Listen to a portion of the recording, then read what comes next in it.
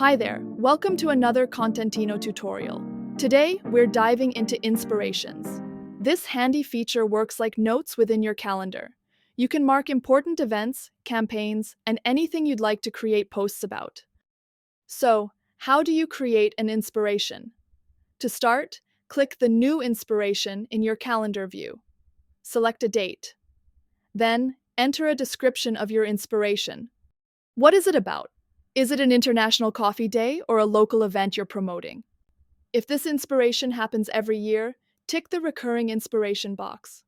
This option is ideal for annual events or holidays, ensuring they will automatically reappear in your calendar the next year. After all of this is done, hit Confirm to save your inspiration. Right now, all admins and managers, even clients, can see the inspirations in the calendar.